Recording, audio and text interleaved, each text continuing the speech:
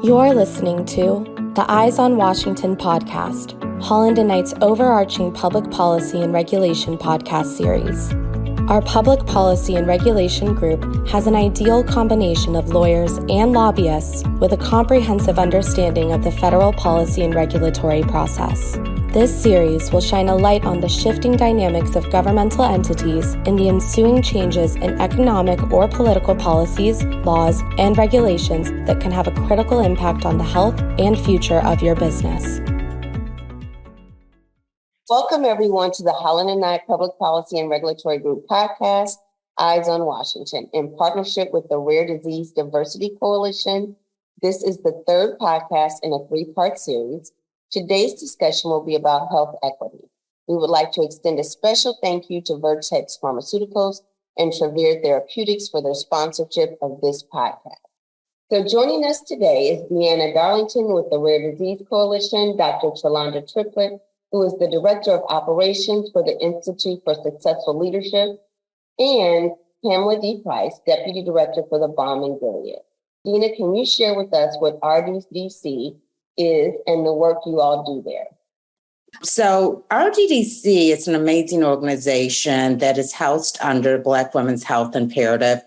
And the real start of our organization occurred when a group of multi-stakeholders reached out to our CEO and leader, Linda Goler-Blount, to really assess the issues from a disparity standpoint in the rare disease communities.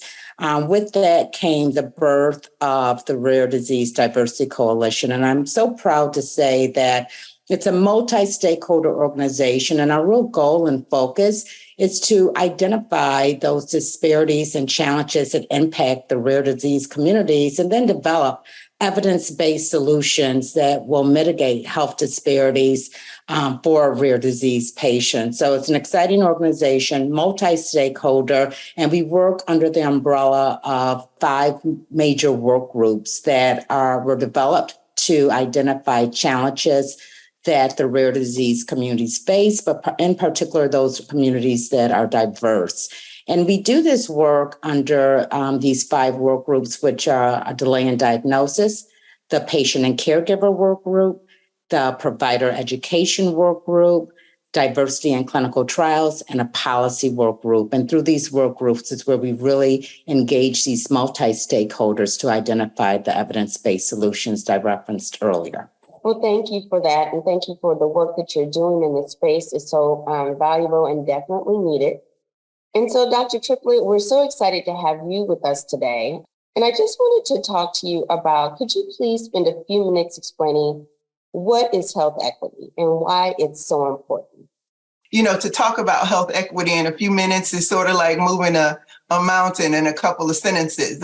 It is a very complex term, and it really is a heavy lift. And so I will try. We will start at the beginning and we'll get there soon enough.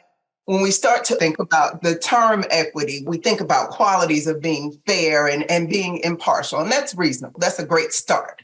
When we start to talk about health inequity and equity in health, that's when it gets a little bit muddy in the water. And so we'll start out with the Center for Disease Control and Prevention's definition. And that says, when every person has the opportunity to attain his or her full potential when it comes to health.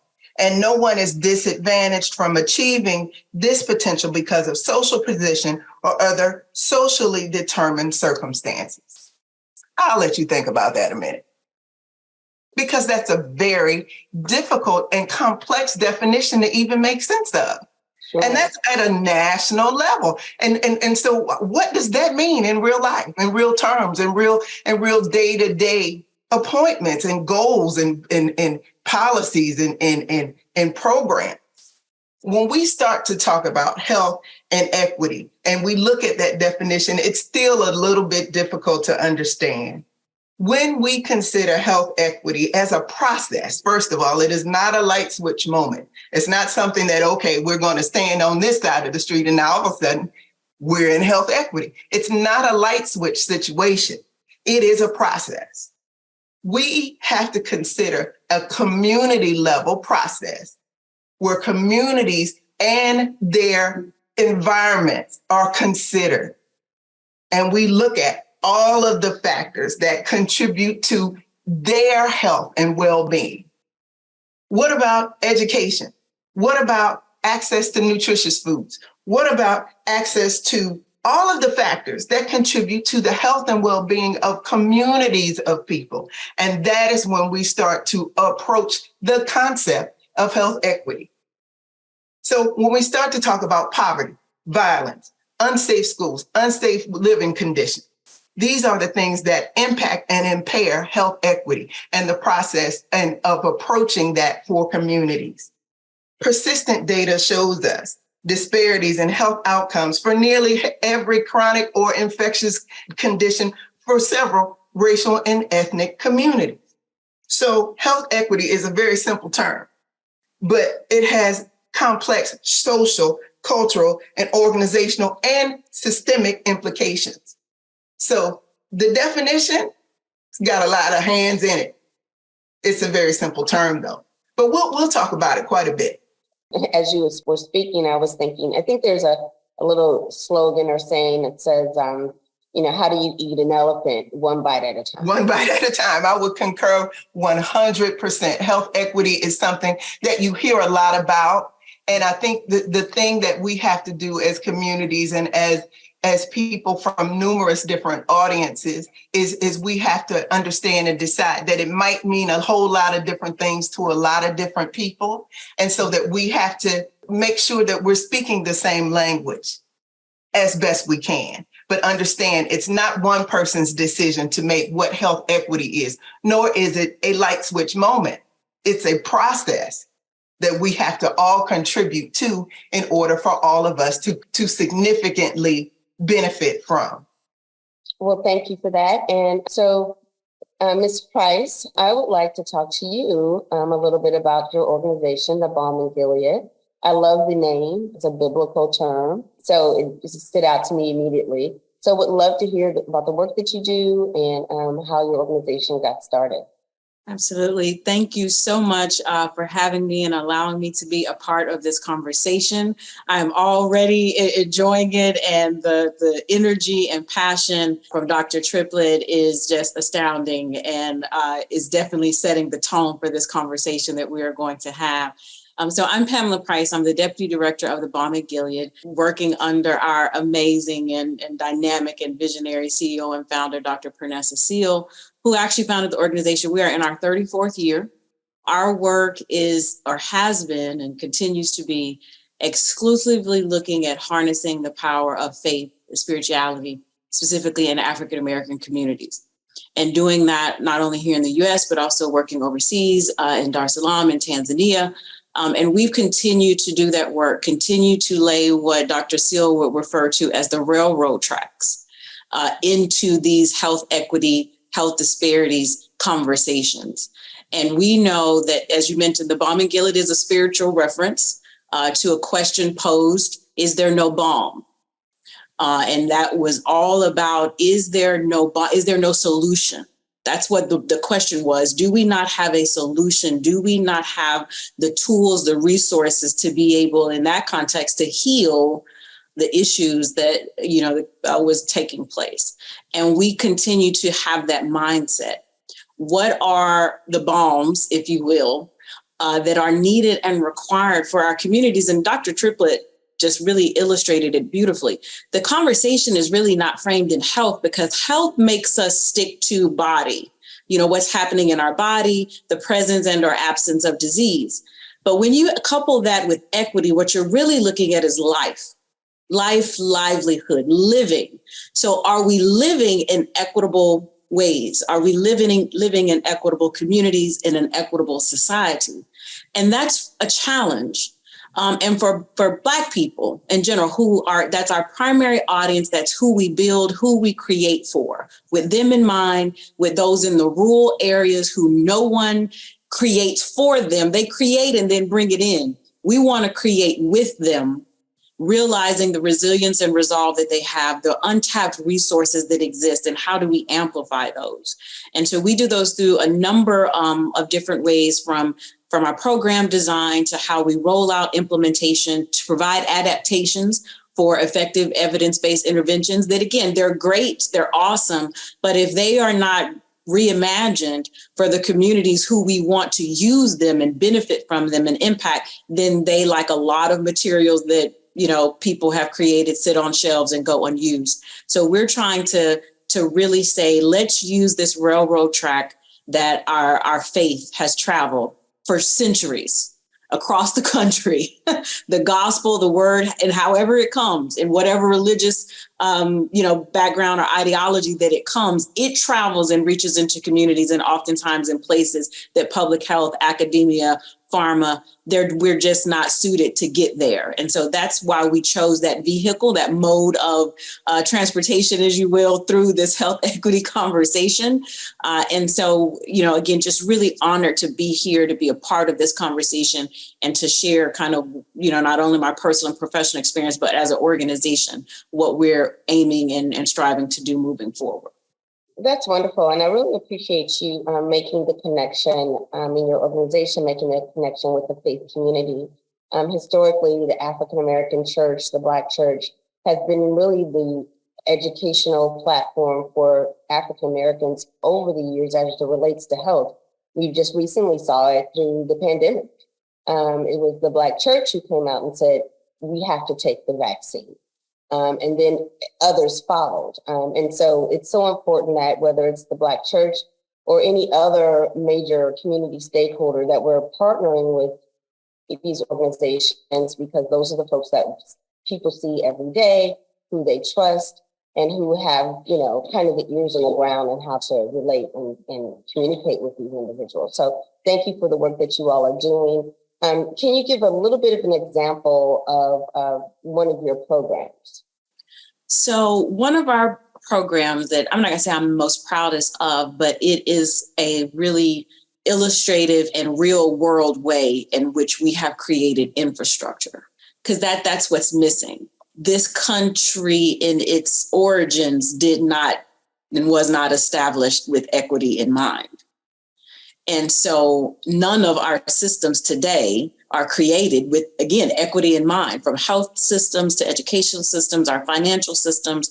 That infrastructure is non-existent.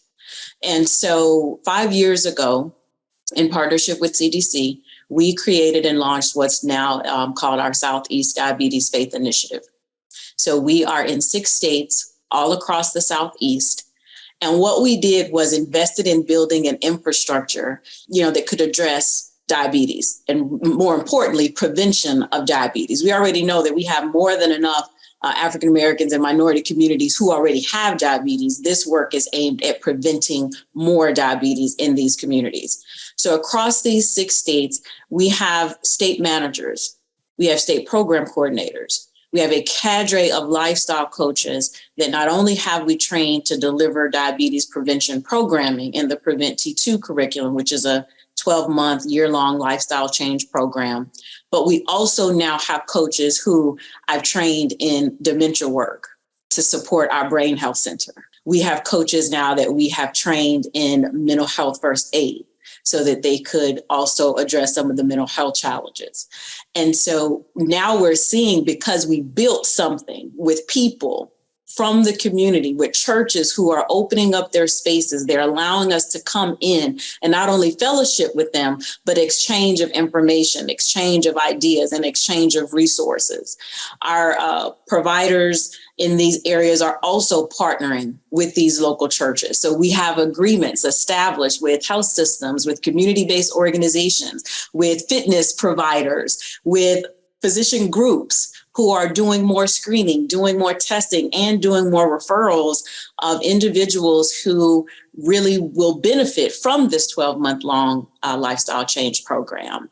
And we're starting to see not only the impacts of people just successfully completing the program, but what is changing in their behaviors, what's changing in their mindset about how they are seeing and viewing their current health, their future health, the health of this next generation coming up behind us. And that was all because we took the time to make those investments in people from the community. We were very specific and strategic.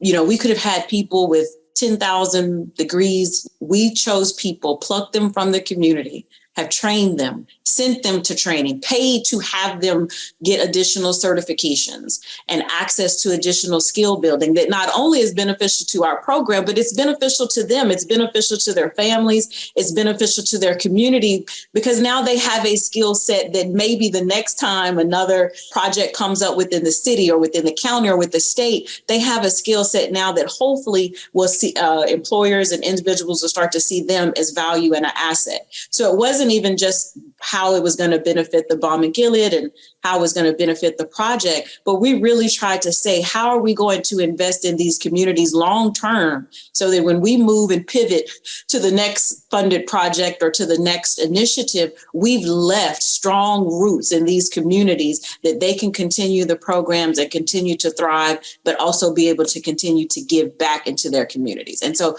that is by far, I think, one of the strongest programs that we've worked to build that, again, has a living, breathing, functioning infrastructure in our communities connected directly to faith.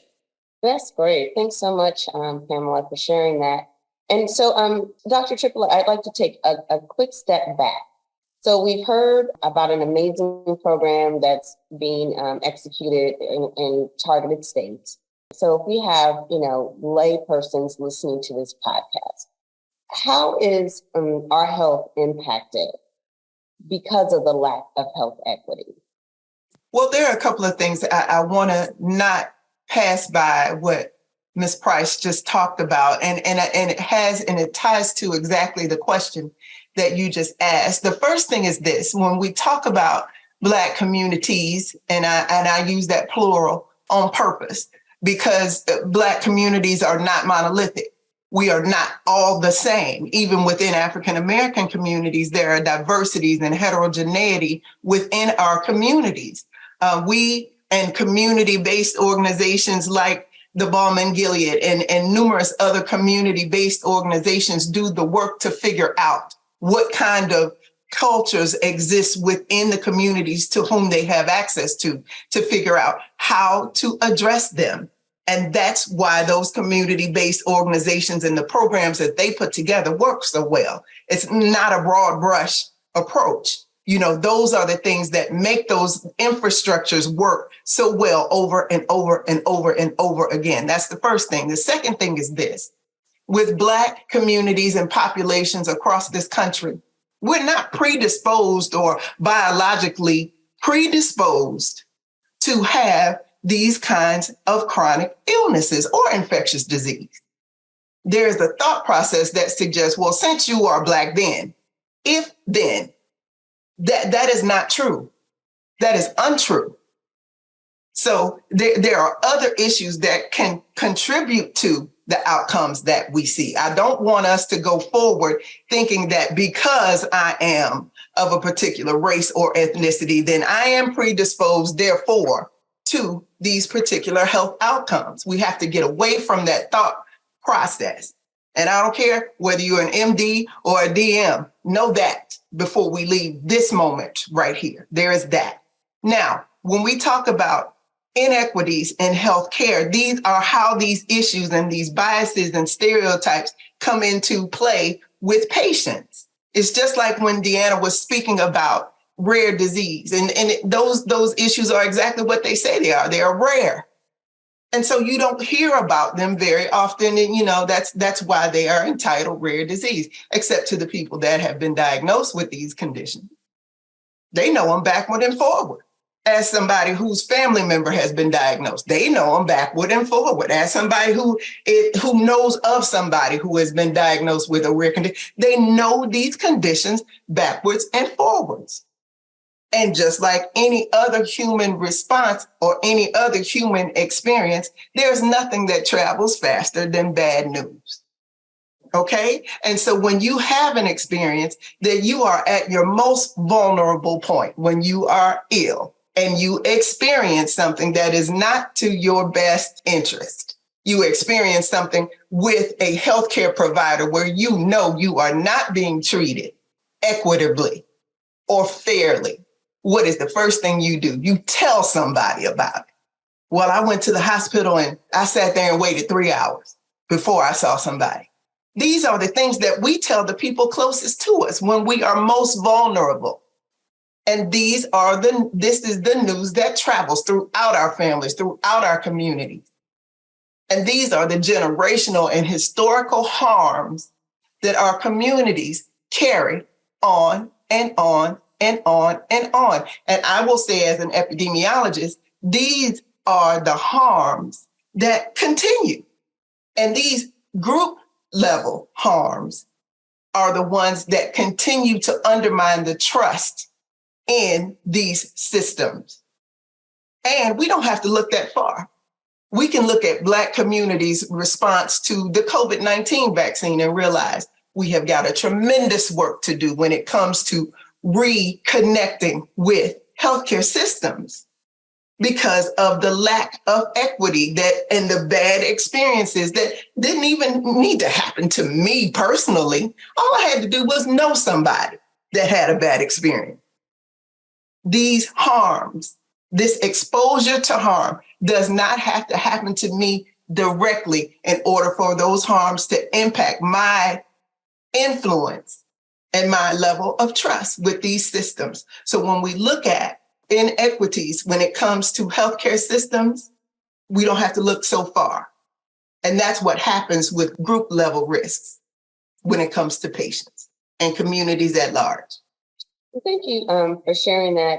What are some of the things that you're encouraging individuals that you know work with in addressing or attacking and tearing down some of these barriers? Well, the first thing is this. I recognize healthcare, education, public health, they're systems, okay? So they're not one-hit wonders. In order to address one system, you're going to impact the other. So addressing these is going to take a collaborative effort.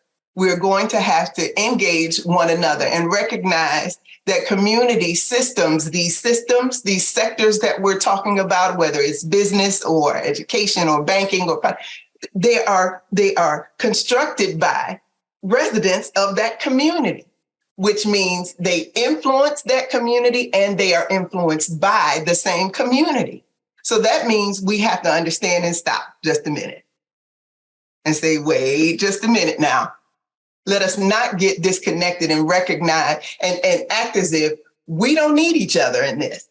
And recognize, for example, with healthcare, we need patients just like patients need us. Let us not forget that. Let us not forget that we are providing a service for someone. Let us recognize fully that means we've got to dissect this process here and recognize that quality of care is an issue. Now, as I've said before, you all know I'm an epidemiologist, so the data gets to me every single time. But if we take the data will tell you a story. If we take the time to collect it and analyze it and make it make sense. And so when we start to look at these systems and understand that they're all interconnected, if we're going to address one, we're going to address another. We might as well get collaborative about this and recognize that one impacts the other. We're not sitting in silos anymore. And so my approach would be that one bite at a time is going to take a whole lot of sandwiches. It's going to take a whole lot of sandwiches. And so this is not undoable. It's just going to take some time. It's going to take each of us to decide, I'm going to do what I can. I'm going to do what I can. Everybody can't do everything, but everybody can do something. Amen. As you were stating, I am an epidemiologist. It just lifted my spirit, right? Like, okay, here's an amazing African-American woman who's an epidemiologist. And I know that, that was a journey for you. That was not, it took some hard work and sacrifice to get you to where you are today and to be able to say, I'm Dr. Trelonda Triplett, an epidemiologist. One of the things, and I'm going to turn it over to our co-host, but one of the small bites that we worked on together was trying to develop a piece of legislation basically that helps to create more hematologists to address the issue of sickle cell. Because if you don't have the doctors who are interested in working in communities of color where people who have sickle cell, rare disease, reside, then we're never going to make the progress that we need to make. So one of the things is that that I'm proud of the work that we've done with rare disease is trying to ensure that we have more Dr. Triplett, that we have more hematologists that can really address and care about the communities in which people of color live. So Dina, I'm going to turn it over to you, but thank you, Dr. Triplett, for the work that you're doing, for your service, and just being a voice for the voiceless. Thank you so much for that. And I just have to echo Shauna's comments and tell both of you ladies how honored I am to be a part of Rare Disease Diversity Coalition that provides this opportunity for me to engage with you all. It's just been a pleasure and an honor to be a part of this dialogue. So Dr. Triplett, I'm going to come back to you. And I'm curious, how does health equity contribute to healthier communities? We've talked a little bit about it. And I know Ms. Price mentioned earlier some key examples of what she's done with the balm of Gilead. But I'd like to understand from your perspective a little more, if we could dig a little bit deeper into this whole equity topic and focusing directly on various communities of color, which you so eloquently said, we're not all the same. So I would love to get your insight into that. Well, that is a very interesting question. And thank you so much for asking it. When you start to talk about health, though, I personally believe that health is the cornerstone of our existence. I think that if we've learned nothing from the COVID-19 pandemic, it's that health is in every interaction that we have. Health will tell you whether you're going to the grocery store or not, and which grocery store you're going to. For that matter. And we learned that with this COVID-19 pandemic, as if it was not always there. But so much has been uncovered with this COVID-19 pandemic. And if that wasn't enough, then monkeypox came, and then this RSV. On and on and on, where health has been uncovered as the cornerstone of our existence. And so when we start to talk about equity in health, and how it influences healthier communities, everything from the way your community is structured, literally built environments, like where the grass is opposed to where the buildings are in your environment, can influence how your health is promoted or not. One of the things that I am a strong proponent, I believe in prevention. I love for people never to get sick. If it was left up to me, people would never, ever, ever, ever get sick. I don't like people to sneeze. I don't want you to be sick ever. And so my mantra, I champion efforts for people to never get sick. And so when I think about health equity and building healthier communities, it has everything to do with promoting faith, promoting people around each other. I'm a strong proponent of social connections and how it builds health for people. So it's not only your individual behaviors. That has its place. Don't get me wrong. That has its place. You're going to have to eat better, get some physical activity. You're going to have to go to sleep. Hint, hint, hint, hint. You're going to have to get some rest. You're going to have to do the individual pieces. Don't get me wrong. Social determinants of health. Ladies and gentlemen, we can go all day on that topic alone. If you are not aware of social determinants of health and what that means, that is everything else other than the individual behaviors that you take yourself that contribute to your health and well-being. For example, if you do not smoke tobacco, but your partner smokes tobacco, guess what? That is a risk for you for lung cancer. And you haven't smoked a cigarette yet. Manipulating those social determinants of health, environmental health issues, your air, your water, your food, your soils. So when we start to talk about equity in those different factors, building, like I said, build environment, your safety. Do you feel safe in your own home? equity in those different phases of your life. They all contribute as far as communities are concerned. That is what contributes to your health and well-being, far beyond what you do individually. And as I've said before, when we talk about those social determinants of health, they impact your health and well-being, whether you're exposed to those issues directly or not.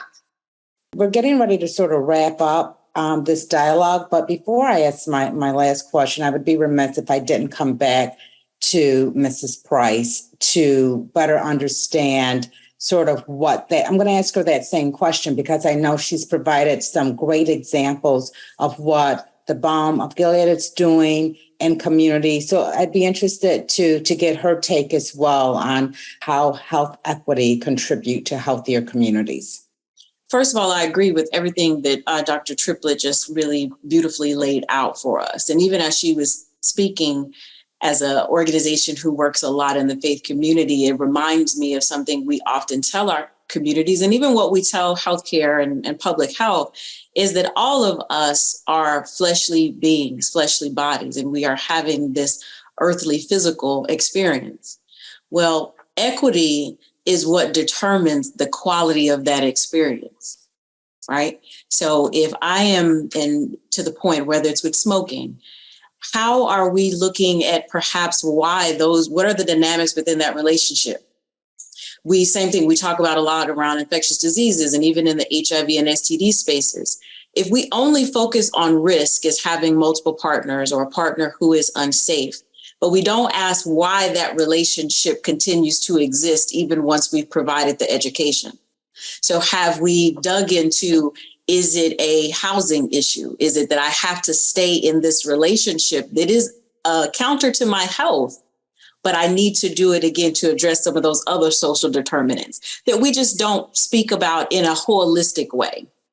So for me, health equity or life equity, as I like to try and get people to think about it, is really looking at the individual level. What are the drivers individually for people? That's where culture comes in. So culture and social norms sets a lot of what is acceptable and or unacceptable. Our culture is where we're sharing those bad experiences when we have engaged with healthcare or research and it did not go the way we expected it or the way that it should have went. We are sharing that, and that is feeding and bleeding into our existing culture, our existing identities as a people, as a community. And that is where we often have the largest disconnect of making sure that as we look at health equity, typically across policies, across systems, and across environments, as Dr. Triplett mentioned, but we have to thread a needle of the culture and the social norms because that dictates whether or not I'm engaging in policy discussions. It dictates whether or not I want to actually interact with the specific system, whether it's the healthcare system or the education system. And then once I start to interact my culture, I'm bringing it in here with me. And if I don't see my culture represented in some way, whether that's in seeing more people like me, seeing more Black hematologists, more Black epidemiologists, more Black geneticists, more Black tech people, conversations around AI and algorithms. Well, the data is bad data if we're going to be talking about health equity because the data is not representative of the people who are being disproportionately impacted by the poor quality of data that we're already using to make decisions. And so that's a huge, huge piece of, I think, what's missing when we think about health equity and how it is going to impact, for better or for worse, the communities in the future. And so definitely breaking down the silos. And then again, how do we thread that needle between culture and the social norms that are going to dictate, again, the level and quality of the engagement and interactions of these communities across these, different, again, environments and built systems? Thank you so much for that response, Mrs. Price. One component that I often see missing, but I feel is huge, is that of the stress of being a person of color and just that within itself, and then walking through that health journey. Can you talk a little bit about what that means as well as it pertains to equity? there's limited study, but enough of it that we do know how stress impacts us physiologically. And I think that's where the research tends to stay, is that stress, how is it impacting my brain and how my brain is functioning? What are stress and what it does to the linings of our blood vessels and things like that? I would challenge research to go further and do exactly what you said. The stress, first of all, what are my drivers? Because right now we tend to think that the bigger stresses of drivers are, lifestyle changes. Do I have a job? Do I not have a job? But we are underestimating or completely, again, not considering what is the stress of me being a Black woman, raising Black children in a society that right now, as a parent, I may not feel they are safe in, that I am safe in. As a Black woman married to a Black man who's extremely outspoken and full of, vigor and vitality, will that ever be mistaken outside of our home as something else? And would that put him in danger? Well, what systems do we have right now that are addressing that? And there are none that are doing that. But we also don't have research who is really stepping up to the plate to say, let's shine a light on how the experience, the Black experience, if you will, or the Latina experience in certain communities and certain populations, the trans experience. So that's where we know culturally where we sit in these buckets, but by expression of my culture, is that also now predisposing me to increased levels of stress, increased levels of anxiety. And that's where we don't have interventions being considered for. We definitely don't have research dollars that are really looking to say, okay, how is this showing up in real life, in real people? And then I would do a step further is that let's say, just pick healthcare, for example. It's very transactional. Our healthcare doesn't happen outside of its buildings and its institutions. Well, life is happening there. So we need to bring healthcare to where life is happening. We need to bring education to where life is happening and allow individuals who have never had those experiences to really visually see up close, in person. These are how what you see happening in DC or in Washington, or what you see happening when somebody is gunned down over a senseless dice game, that reverberates in our communities. But the people who right now have the power and the decision making, they are not with us right now as we are trying to, amongst ourselves, talk about how do we eliminate those external things that, to your point, are really exacerbating our stress that is not in my control. You're absolutely right. And I'm so sorry, Deanna. But you're absolutely correct. And one of the things that I want to, and that I reference on the regular basis to just have to go beyond my own thought process when it comes to, is a couple of things that I want to just reference. First of all, the concept of weathering.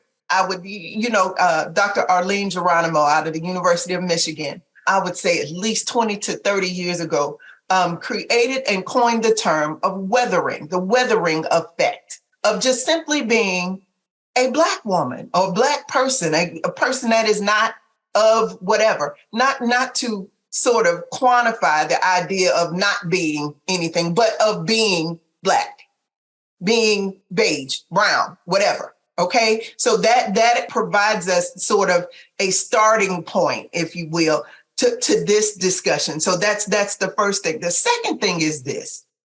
The day that President Biden was inaugurated as president of this country, and I don't know if have you seen his executive order that talked about equity in this country? It's about 4 pages. If you have not read it, I wrote down the number. I think it's like 14,895 executive order. It is, and it identifies in an underserved population.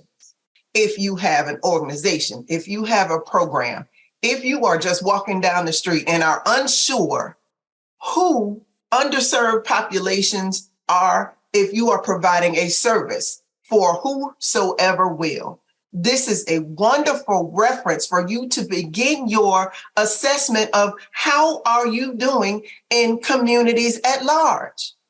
It includes rural communities. It includes Black and Latina communities. It includes transgendered and LGBTQIA plus community. It mentions them in case in your immediate circle, these communities are not a part of who you see on a daily basis, because you can be in your circle and miss the boat. And at least this particular piece of legislation will at least provide you with a national tone-setting piece to start the conversation. It also gives you a definition of what equity means. If you're unsure as to what the term means, if this is something that you are unsure about, Google the executive order around equity, and it'll give you a wonderful place to start the conversation and start your road on this wonderful process. Thank you so much for that. And I will Google. I know I've looked at it, but you put a new lens on it for me. So we recognize that improving health equity for all will be a collective effort. How can healthcare organizations create equity in the community? Specifically looking and thinking about healthcare organizations, as I mentioned earlier, it's about how do we think about where healthcare currently is centered and housed, and how do we place it where it should be in not only more accessible ways, but in more environments that are trusted, in more places and spaces that individuals will feel comfortable and feel welcome.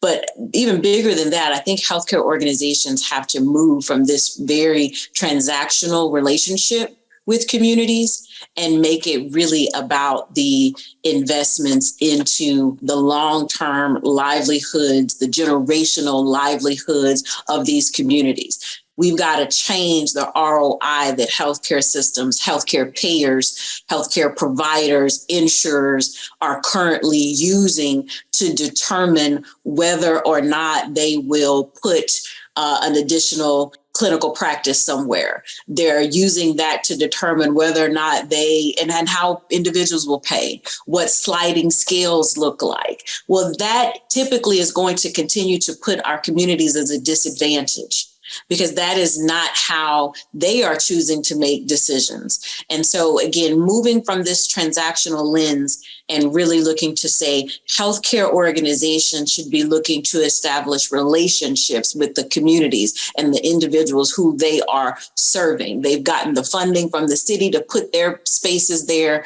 They now need to look at how do we pay it forward? And how do we look at investing in these communities that we are in, especially those healthcare organizations who are connected to federally qualified health centers, those who are affiliated with academic institutions like we have here in Richmond. You have VCU Health System, and they have a huge medical school as well as a huge a campus here. How are they making sure that both of those entities are being integrated, embedded? We don't have the level of integration from these organizations into the actual community, so that the same as they are seeing the pastor on Sunday, who I put something in that pastor's hand, they're also seeing their cardiologist. They are also seeing their primary care physician in coming out and saying, oh, I didn't know we shopped at the same grocery store. Or to see them to come out and say, I didn't realize this was this bad, and here's how we can help. So definitely, again, healthcare organizations need to get less transactional, more relational, more visible in our communities. Thank you so much, Mrs. Price. Dr. Triplett, I'm going to pass off that last question to you. Can you kind of share a little bit with me about how can healthcare organizations create equity in the community? I would not add any more to Mrs. Price's response. I don't know how she saw my notes here, but I said translation, be more, understand that trust is not a translational pawn. Understand that. You are a service provider to the communities at large, but trust is not translational. Communities will begin to trust you when they're good, when they are good and ready, not a moment sooner. I love it. You're going to have to get much more creative about the relationships and the visibility in the communities that you serve. Health is a cornerstone of existence. Get creative about where you're located and where you're telling the tale about health and how it can inform and improve your quality of life every single day. That is all I would add. Thank you all for this. What a lovely discussion. I really would like to tell our listeners and our audience that I hope you all will engage with the Rare Disease Diversity Coalition in the future. You can find us on social media platforms. Our website is rarediseasediversity.org. And again, we'd like to thank our sponsors of this informational event, Vertex Pharmaceuticals and Travere Therapeutics. And we really appreciate their support of bringing this important dialogue to a broader platform and to a broader audience. Thanks so much. And thank you, Ms. Price and Dr. Triplett. This has been a dynamic and robust discussion. And I look forward to hopefully having the opportunity to work with you all again in this space. Health equity is something that I'm personally passionate about, and I'm excited that Holland and Knight is willing to use our platform to raise, voices like yourselves who are doing the work in the communities each and every day. So thank you for your service, and thank you for being with us today. Thank you for listening to the Eyes on Washington podcast, brought to you by Holland and Knight's Public Policy and Regulation Group. For more information on our Public Policy and Regulation Group, please visit hklaw.com/ppr.